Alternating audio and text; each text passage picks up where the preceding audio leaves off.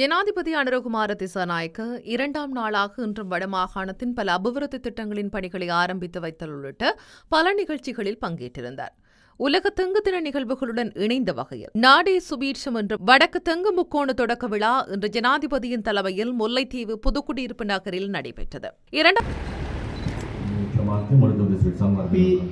ලංකාවේ ප්‍රථම ලෝකයේ ප්‍රධානතම අපේ 26 වර්ෂයේදී අක්‍ර 16000කුත් 40000ක් නිෂ්පාදන අපනයන කිරීම என்பது அதாவது ஜனாதிபதி அவர்களின் தலைமையிலே நடைபெறும் என்பது மிகவும் சிறப்பான ஒரு நிகழ்வாக காணப்படுகின்றது. அதேபோல் இன்றைய தினம் மற்றும் வெளிநாட்டு தூதுவர்களே மற்றும் இங்கே வருகை தந்திருக்கின்ற அரச அதிகாரிகளே மற்றும் இங்கே வந்திருக்கின்ற விவசாய பெருமக்களே அனைவருக்கும் எனது காலை வணக்கத்தை தெரிவித்துக் கொள்ள விரும்புகின்றேன். உண்மையிலேயே இன்றைய தினம் வட மாகாணத்துக்கும் அதாவது முல்லைத்தீவு மாவட்டத்திற்கு ஒரு சிறப்பான நாள் என்பதை இந்த தருணத்திலே நான் தெரிவித்துக் கொள்ள விரும்புகின்றேன்.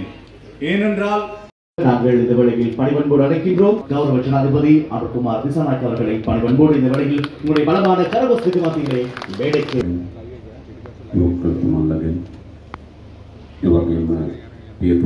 அவசர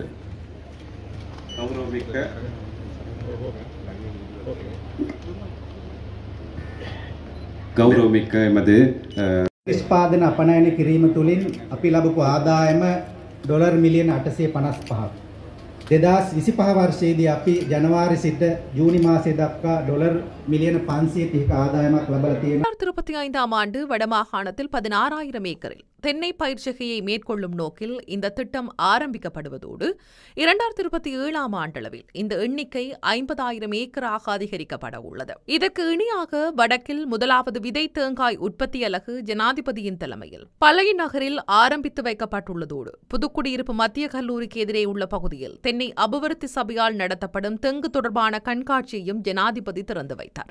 முல்லைத்தீவு மாவட்டத்தில் வட்டுவாகல் பாலத்தின் நிர்மாணப் பணிகளும் இன்று ஜனாதிபதி அனுரகுமார திசாநாயக்க தலைமையில் ஆரம்பிக்கப்பட்டுள்ளது. பரந்தன் கரச்சி முல்லைத்தீவு வீதியில் நந்திக்கடல் களப்பிற்கு அருகில் அமைந்துள்ள இந்த பாலத்தினூடாக நாளாந்தம் 3000க்கும் மேற்பட்ட வாகனங்கள் பயணிப்பதோடு இந்த பாலம் நீண்ட காலமாக பழுது பார்க்கப்படாததால் தற்போது மிகவும் பாதுகாப்பற்ற நிலையில் உள்ளது. இதன்படி அபிவிருத்தி அதிகார சபையின் கீழ் அது 2 வழி புதிய பாலமாக அபிவிருத்தி செய்ய திட்டமிடப்பட்டுள்ளதோடு 1.4 பில்லியன் ரூபாய் பொதுமக்களின் வரிப்பணத்தில் இந்த திட்டம் நடைமுறைப்படுத்தப்படும்.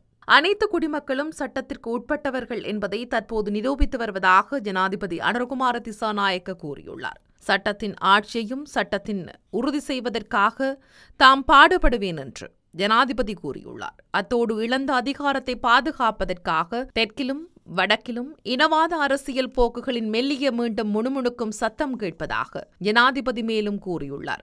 இதன்படி வகுப்புவாத அரசியல் ஒருபோதும் பொது சேவைகளை வழங்கியதில்லை என்றும் மேலும் தோற்கடிக்கப்பட்ட அரசியல் குழுக்கள் மீண்டும் எழுச்சி பெறுவதற்கு இனவாத கருத்துக்கள் ஒரு அழிவுகரமான கருவியாகும் என்றும் கூறியுள்ளார். இவ்வாறான ஜனாதிபதி வருகையின் பல நிகழ்வுகள் இன்றைய நாளும் இடம்பெற்றுக் கொண்டிருக்கின்றன.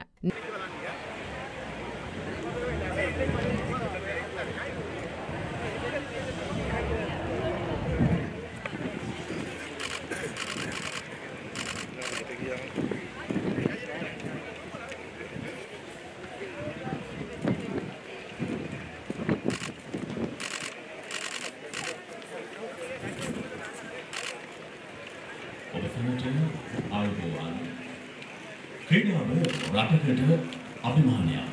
ක්‍රීඩාව රටකට ගෞරවයක්. ක්‍රීඩාව රටකට ජයයක්. ක්‍රීඩාව රටකට සම්මානයක්. අපේ රටේ ජාත්‍යන්තර වශයෙන් ක්‍රීඩාව අග්‍රගණ්‍ය වෙලා සලකන්නට පුළුවන් බව මේ අපි හැමෝම දන්නවා.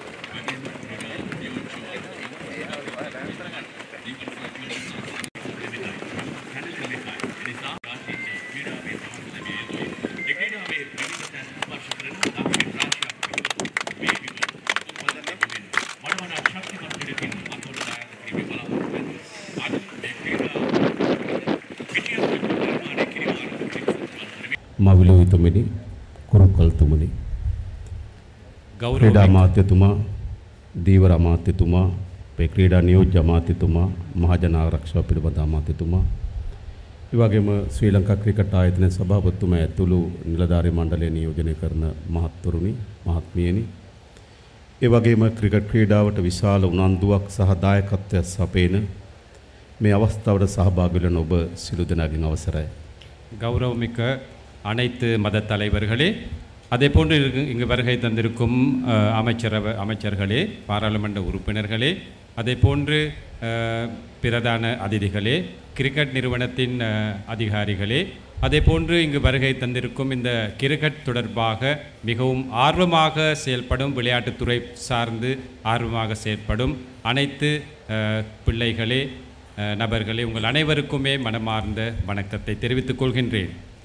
මම හිතනවා අද සුවිශේෂී දවසක්. நான் நினைக்கின்றேன் இன்று ஒரு விசேடமான தினமாகும் என்று. நேற்றைய நாள் முக்கியமாக ஜனாதிபதியின் கச்சதீவு பயணம் மிகவும் பேசுபொருளாகி இருந்தது. இந்த அடிப்படையில் கச்சதீவு இந்தியாவினுடையதா அல்லது இலங்கையினுடையதா என்ற கேள்விகள் பலரின் மத்தியில் எழுப்பப்பட்டுக் கொண்டிருக்கின்றது. அதன் விளைவாக கச்சதீவு இலங்கைக்குரியது என்று உறுதியாக சொல்வதற்காக நேற்றைய நாள் ஜனாதிபதியின் விஜயம் அமைந்திருந்தது. நேற்றைய நாள் இடம்பெற்ற நிகழ்வுகளில் இலங்கையினுடைய கடற்பிரதேசங்கள் மிகவும் உன்னிப்பாக பாதுகாக்கப்படும் என்றும் மிகவும் கவனிக்கத்தக்கதாக இருக்கிறது. அது மட்டுமன்றி அண்மைய வாரத்தில் நடிகர் விஜய் சொன்ன கருத்திற்கு இலங்கையினுடைய அமைச்சர் உடன் பதில் வழங்கியிருந்தார் என்பது குறிப்பிடத்தக்கது. அது மாத்திரமல்லாது இலங்கையினுடைய ஜனாதிபதி கச்சத்தீவிற்கு விஜயம் மேற்கொள்வது இதுவே முதன்முறையாக இருக்கின்றது. இந்த நிகழ்வுகள் பலராலும் பேசப்பட்டாலும் பல விமர்சனங்களும் எழுப்பப்பட்டிருக்கின்றன.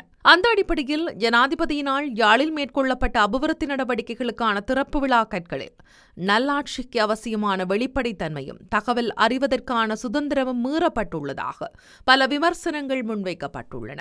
எனவே அக்கற்களில் காணப்படும் தவறுகள் உரியவாறு மறுசீரமைக்கப்படுவது மக்களின் தகவல் அறிந்து கொள்வதற்கான உரிமையினை உறுதிப்படுத்தும் என்பதுடன் அரச நிதி செலவிடப்படுவதன் வெளிப்படைத்தன்மையையும் அதிகரிக்கும் என அவர்கள் சுட்டிக்காட்டியிருக்கின்றனர். யாழிற்கு விஜயம் செய்த ஜனாதிபதி கடவுச்சீட்டு அலுவலகம், விளையாட்டு திடல் மற்றும் துறைமுகம் என்பனவற்றின் ஆரம்ப பணிகளை மேற்கொண்டிருந்தார். அவரினால் கடந்த ஆட்சியாளர்களைப் போல் ஆரம்ப நிகழ்வுகளுக்கு பெரும் பணம் செலவிடப்படாமை எளிமையான முறையில் மேற்படி நிகழ்வுகள் மேற்கொள்ளப்பட்டமையை நாம் வரவேற்கின்றோம். எனினும் நல்லாட்சித்துவம் மீறப்பட்டுள்ளது. இவ்விடத்தில் திறப்பு விழா கற்களில் மக்களின் பணம் என்று மட்டும் குறிப்பிடப்பட்டுள்ளது. அரசு நிதி என்பது மக்களின் பணமாகும். அதனை தொகைகளை குறிப்பிட்டதனை நாம் அறிவார்ந்த பார்வையில் விசேடமான மாற்றம் என்று கூற முடியாது. அரசு நிதியில் எவ்வளவு தொகை திட்டங்களுக்கு ஒதுக்கப்பட்டது என்பது கல்வெட்டுகளில் குறிப்பிடப்படாமல் விடப்பட்டமை அரசின் நிதி தொடர்பான வெளிப்படைத்தன்மையை கேள்விக்குள்ளாக்குகின்றது. நிதி செலவிடலில் தொகைகள் வெளியிடப்படும் போது மக்களின் நிதி காத்திரமாக பயன்படுத்தப்பட்டதா என பொதுமக்களால் விளங்கிக் கொள்ள முடியும். ஆகவே மக்கள் தகவல்களை பெறுவதற்கான வழிமுறையை இலகுபடுத்துவதில் அரசாங்கம் தோல்வி கண்டுள்ளது கவலை அளிக்கின்றது. பொது நிதி தொடர்பில் பொறுப்பு சொல்வதற்கான அரசியல் பொருளாதார ரீதியானதும் நல்லாட்சியின் அளவுகோலுக்கான கல்விசார் அடிப்படையாகும். பொது நிதி தொடர்பில் பொறுப்பு சொல்வதற்கான அரசியல் பொருளாதார ரீதியானதும் நல்லாட்சியின் அளவுகோலுக்கான கல்விசார் அடிப்படையாகும். இலங்கை போன்ற நாடுகளில் அரசாங்கங்கள் திட்டங்களை அமைப்பதும் பின்னர் கைவிடுவதும் சகஜமாகும். அவ்வாறான நிலைக்கு போதுமான நிதி திட்டமிடலின்றி அபிவிருத்திகளை அரசியல் ரீதியில் ஆரம்பிப்பதும் ஒரு காரணமாகும். அடுத்து மேலதிக நிதியின்றியும் திட்டங்கள் தடைப்படுகின்றன. சில திட்டங்கள் சரியான ஆய்வுகள் மேற்கொள்ளப்படாமையினால் தோல்வியடைகின்றன. அவ்வாறான நிலையில் அடிப்படையாக தோல்வியடையும் கட்டுமானங்கள் பற்றி கணக்காய்வு மேற்கொள்ளப்படும் அதேவேளை மக்களின் தீர்ப்பிற்கு அரசியல் தலைவர்கள் முகம் கொடுக்க வேண்டும் என்பது ஜனநாயக சம்பிரதாயம். ஆகவே ஜனாதிபதியின் பெயர் குறிப்பிடப்பட்டால் திட்டத்தின் வெற்றி தோல்விகள் பற்றி மக்கள் மதிப்பிடுவது இலகுபடுத்தப்படும். திட்டங்களின் வெற்றி தோல்விகளின் பொறுப்புக்கூறலை வரலாற்று ரீதியில் தலைவர்கள் பெறுவார்கள் என்ற நியதியை உணர்த்தும். ஆகவே தலைவர்கள் சரியான நிபுணத்துவத்துடன் செயற்படுவதற்கு அது வழிநடத்தும். ஆகவே இவைகள் ஜனாதிபதியினால் யாழில் மேற்கொள்ளப்பட்ட அபிவிருத்தி திட்ட கற்களில் மீறப்பட்டுள்ளன. எனவே இது பற்றி அரசாங்கம் கவனத்தில் எடுத்து அவ்திறப்பு விழா கற்களின் அருகில் நிதி செலவு அல்லது ஒதுக்கும் பற்றி அரசாங்கம் கவனத்தில் எடுத்து அவ்திறப்பு விழாக்களின் அருகில் நிதி செலவு அல்லது ஒதுக்கம் பற்றி வெளிப்படுத்தி உதவ வேண்டும் எனவும் சொல்லப்படுகின்றது.